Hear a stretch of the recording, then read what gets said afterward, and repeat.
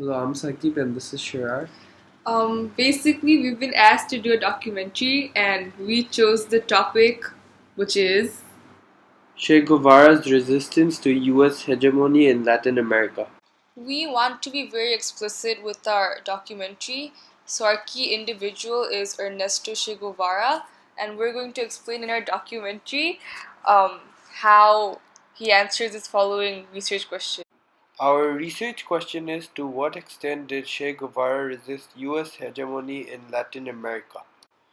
Our research question relates to our SOI because Che Guevara mostly uses violent methods for everything he's done to resist a US hegemony in Latin America. This will be discussed throughout the documentary.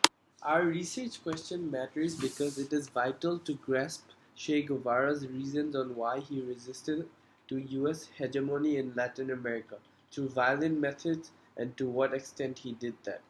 The research question also answers the SOI by questioning how Che Guevara resisted the US hegemony's ideas through violent methods, as Guevara goes to an extreme level to achieve his dream of having a Marxist, communist Latin America. Che Guevara's methods to resist to US hegemony in Latin America still affects the world today. The ideology that Che Guevara believed in was socialism. Socialism is basically a society based on common ownership and collaborative decision making. Che Guevara went to a very great extent to achieve his ultimate dream of having a socialist and united Latin America. To achieve his dream, many events have taken place that led him to revolutionize.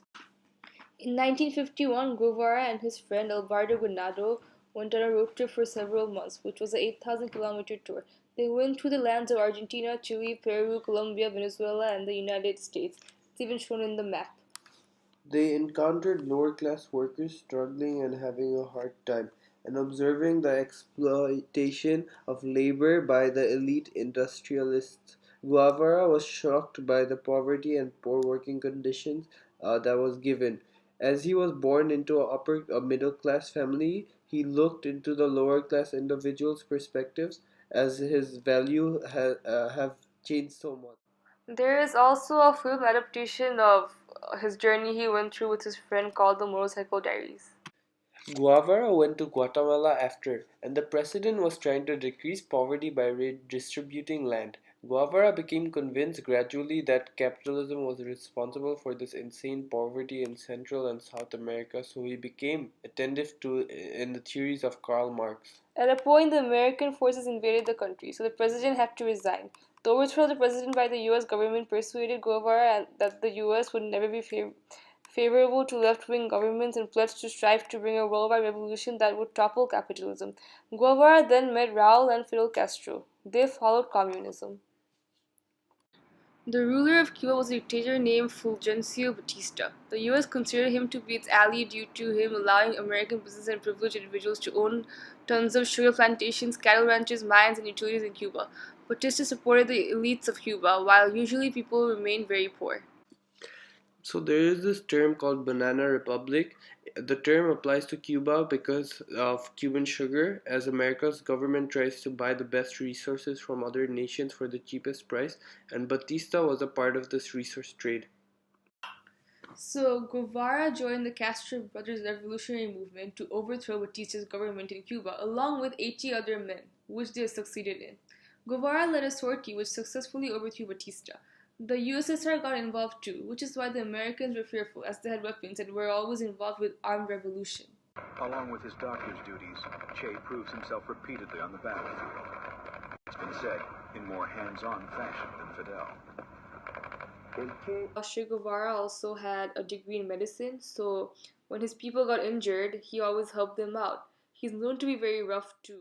After the Cuban Missile Crisis in 1959, Guevara was appointed as president of the National Bank of Cuba, and also in his first Latin American Youth Congress in 1960, Guevara declared that the Cuban Revolution was a Marxist revolution. It shows how passionate he is to achieve his dream of making Latin America in a socialist state. As he succeeded with Castro when they overthrew Batista, Guevara was known to be powerful. He had his own face in money currency.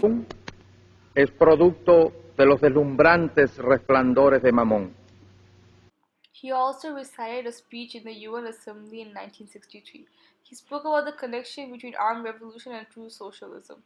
This is also a method he is using to get attention other than violence. He is very eager to be a great revolutionist, so he lets the UN know what his intentions are because if they did not know, they would come looking for him.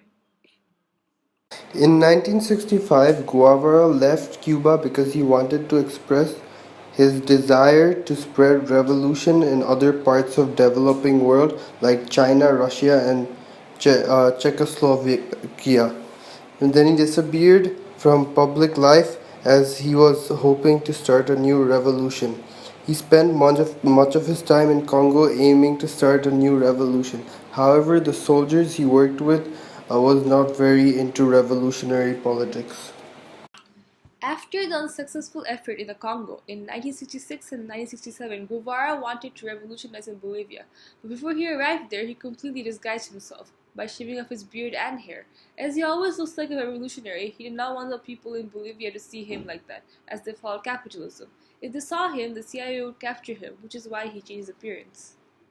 He secretly arrived in La Paz under the name of Adolfo Mena Gonzalez, posing as a middle class Uruguayan businessman working for the US, but he took the disguise off to work on a revolution once he safely arrived there.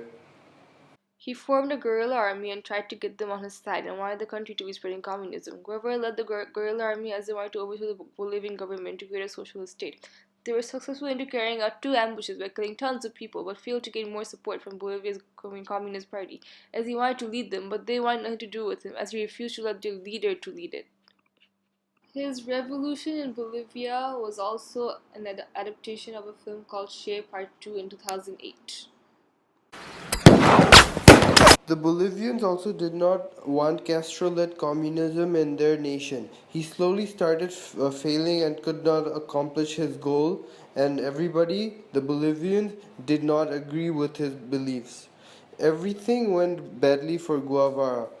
That it went to a point where the Bolivian government understood his presence in the country and what he wants to do. Guevara got captured as the CIA was hunting for him and called it the Shea Hunter. The guerrillas were captured, some were killed, and Guevara was interrogated. The next day he got shot by Felix Rodriguez, a CIA agent, and deceased. The Bolivians secretly buried him. Because of Che Guevara's use of violence and his dream of wanting a socialist state, there is a long-term impact and effect in today's world. There are just two communist countries in Latin America. The two countries are Cuba and Venezuela. These two countries are thriving economically. Venezuela is down to $10 billion in reserves. This is because of communist policies, which is everybody is equal and economy is divided equally. This makes workers and citizens work less effectively and put less effort. The wages are always gonna be the same, so why put effort at all? To recap, Guevara basically thought the only way to achieve his needs is through extreme violence with deadly military force. Till this day, Che Guevara is known as an icon of anti-imperialism and leftist radicalism. He's a legendary political figure. Che Guevara's life has been explored in books and films in this century, such as Che Part 2 and The Motorcycle Diaries. So the answer to our research question is that Guevara went to a great extent to resist US hegemony in Latin America as discussed in this documentary.